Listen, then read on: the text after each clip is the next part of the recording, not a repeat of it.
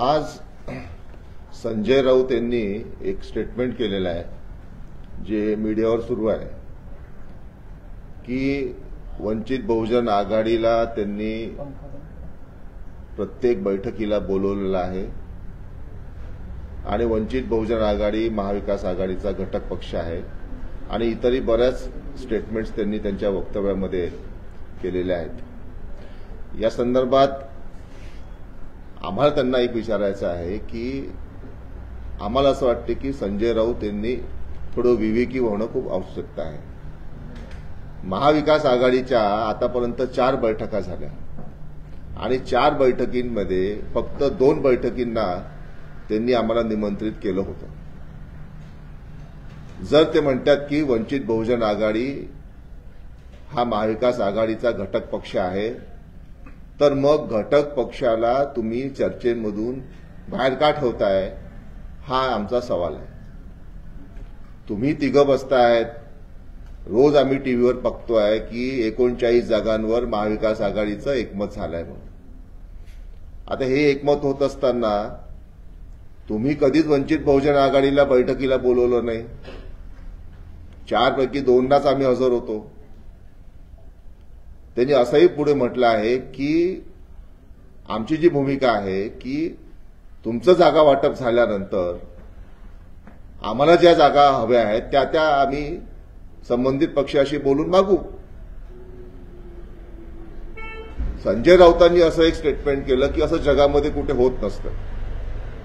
हे मान्य आहे मला, परंतु जगामध्ये असंही होत नसते कधी की जो पार्टनर वंचित बहुजन आघाडी गेले अनेक वर्षांपासून रस्त्यावर उतरून भाजप आणि मोदींच्या विरुद्ध सगळ्यात आक्रमक आणि कठोर लाईन घेतो आहे त्याला तुम्ही जवळ केलं नाही। जगामध्ये असंही होत नसते की आघाडीच्या बैठकांमध्ये एका पार्टनरला तुम्ही बाहेर ठेवता, त्याच्या प्रतिनिधीला तुम्ही 4-4 तास बाहेर बसून ठेवता, असंही जगामध्ये होत नसतं। त्यामुळे ह्या ज्या गोष्टी सुरू आहेत आम्ही तर पहिलेपासून म्हणतोय की आम्हाला महाविकास आघाडीमध्ये यायचं आहे। ही भूमिका कायम राहिली आहे। आम्हाला समाविष्ट करून घ्या। इंडियामध्ये यायला उत्सुक आहे, महाविकास आघाडीमध्ये उत्सुक आहे। मान्य साहेबांनी या संदर्भात वेळोवेळी भूमिका स्पष्ट केलेली आहे। आम्ही कधी असं म्हटलं नाही आहे की आम्हाला यायचं नाही म्हणून। आम्ही येऊ मागतोय, तुम्ही आम्हाला इन्व्हाइट करत नाही आहे, आम्हाला निमंत्रितच ठेवलंय तुम्ही। जर आम्ही घटक पक्ष असतो तर आम्हाला बैठकांमध्ये नियमितपणे बोलवलं गेलं असतं, आमच्याशी चर्चा केल्या गेली असती, परंतु असं होताना दिसत नाही। आता त्यांनी सांगितलं की आम्ही 27 तारखेच्या बैठकीसाठी वंचित बहुजन आघाडीला निमंत्रित केलेलं आहे आणि त्याला आम्ही यायला मान्यता सुद्धा दिली आहे। मला असं वाटतं की संजय राऊत इथे दिशाभूल करतायत आणि चुकीची माहिती देत आहेत। अद्यापपर्यंत या क्षणापर्यंत 27 तारखेच्या महाविकास आघाडीची जे बैठक होणार असेल तर त्या बैठकीचं कुठलंही निमंत्रण आम्हाला मिळालेलं नाही आणि त्यामुळे निमंत्रण न मिळाल्यामुळे जायचा न जायचा प्रश्नच उपस्थित होत नाही। त्यामुळे आमचं त्यांना एक आव्हान आहे की वंचित बहुजन आघाडी महाविकास आघाडी मोदींना हरवायसाठी, भाजपला हरवायसाठी महाविकास आघाडीसोबत यायला सदैव उत्सुक आहे। आमची इच्छा आहे, ही वेळोवेळी आम्ही बोलून दाखवली, परंतु तुम्ही आम्हाला प्रतिसाद देत नाही आहे। त्याच्यामुळे तुम्ही आमच्या माघारीच तुमचं सीट वाटप झालंय असं आम्हाला टीव्हीमधून दिसते, म्हणून आम्ही ते सजेस्ट केलंय की ठीक आहे तुमचं झालं जर असेल 39 जागा आम्ही नेहमी बघतोय की 39 जागांवर तुमचं एकमत झालेलं आहे। आता काय 7-8 सीट जे का राहिल्या असतील, आमचं असं म्हणणं आहे की ते पूर्ण करून घ्या एकदा तुम्ही आणि मग आम्ही जातो त्यांच्याकडे मागायला आम्हाला त्या सीट्स बघायला। तुम्ही जर आम्हाला बैठकीला बोलत नसाल तर आमचा जो पर्याय काय राहतो मग? तर आम्ही तर ती व्यापक भूमिका घेतली आहे। राहिला प्रश्न दुसरा, संजय राऊतांनी जी एक भूमिका घेतलेली आहे की आम्ही भाजपला पूरक होईल अशी भूमिका घेणार नाही, असं त्यांनी अतिशय आक्षेपार्ह भूमिका एक वक्तव्य केलेलं आहे। आता आम्ही ज्यांच्याशी तुमच्या महाविकास आघाडीमध्ये आम्ही त्यांच्याशी बोलत होतो त्यातलेच अशोक चव्हाण भाजपात चालले गेले. आम्ही तर जागेवरच आहे. तुमच्याच पक्षातले सगळ्या पक्षातले लोक भाजपमध्ये जाऊ जाऊ पडतायत तिकडे. आम्ही भाजपच्या विरुद्ध उभे आहोत.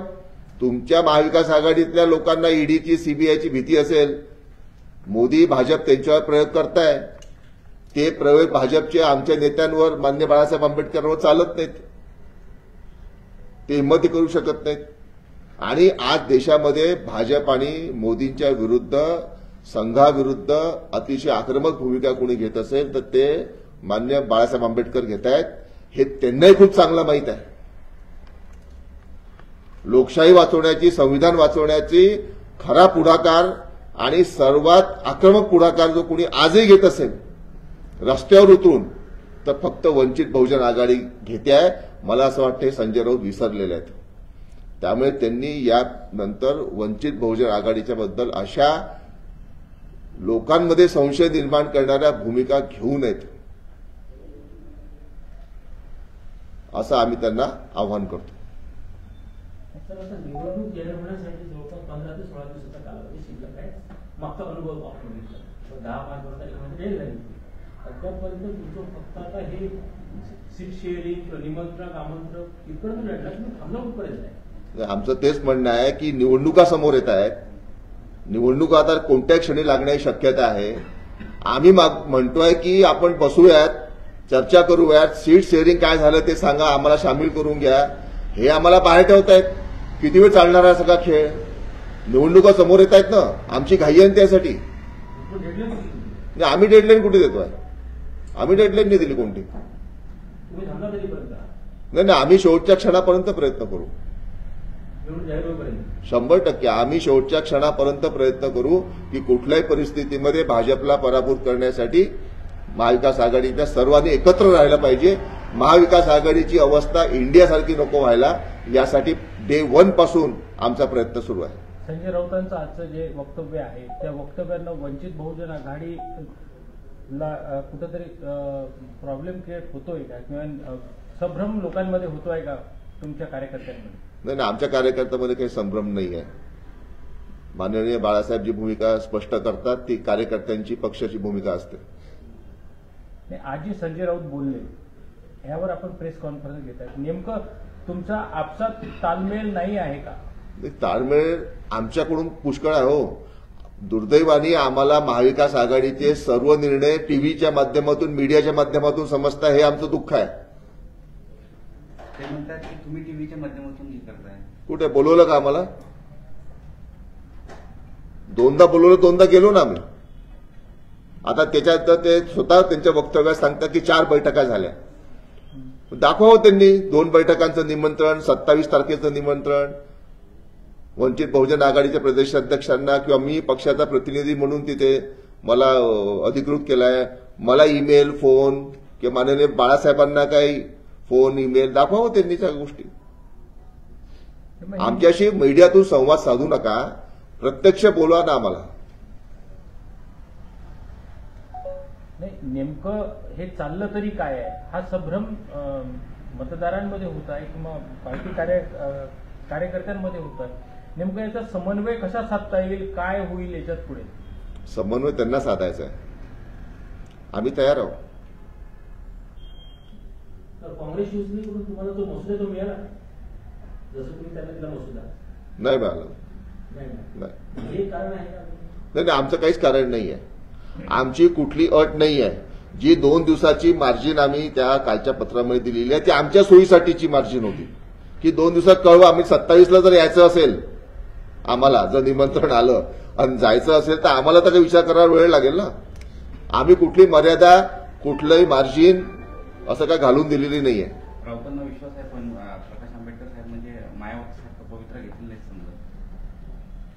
म्हणजे जे मायावती आघाडीच्या बाहेर पडलं तसं आंबेडकर साहेब पडतील नाही तसं त्यांना विश्वास आहे. म्हणजे चर्चा होतील समजा लवकर. आता तुम्ही आम्हाला निमंत्रित करणार नसाल तर आता आम्ही बिनबुलाय मेहमान व्हायचं का? नेमकं घोडं अडलंय कुठं? कुठेच नाही. आमच्याकडून कोणतं घोडं अडलं नाहीये. त्यांना विचारा घोडं कुठं अडलंय. तुम्ही तुमच्या पार्टनरला सन्मानाने निमंत्रित का करत नाही आहे?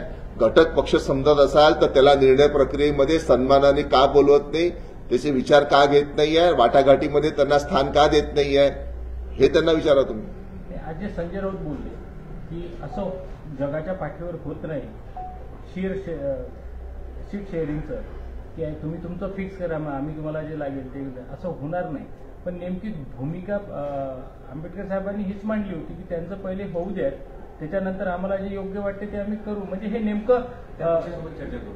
इधर की तू उधर की तू इधर की मैं असं होऊन राहिलं. याच्यामध्ये काय होऊन राहिलं? ते जर आम्हाला बोलवत नसतील, आता 39 जागांचा जागा वाटप झालं असं टीव्हीवर स्टेटमेंट येत आहे. आम्हाला बोलवलंच नाही त्या वाटाघाटीमध्ये, मग आम्ही काय करायचं? आता आमची भूमिका आहे, ठीक आहे तुमचं होऊन जाऊ द्या पूर्ण, मग आम्ही जातो तुम्हाला मागायला.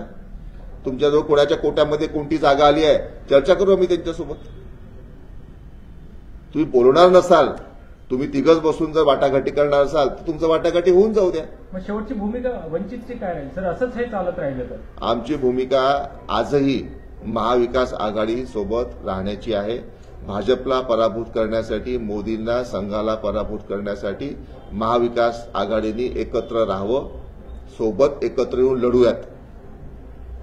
तुमच्या निर्णयाला सहमतीने दर्शवली तर एकला शिवसेना नाराज येणार का? आणि तो प्रश्न पक्षाचा आहे, पक्ष कार्यकारिणी त्याच्यावर निर्णय घेईल.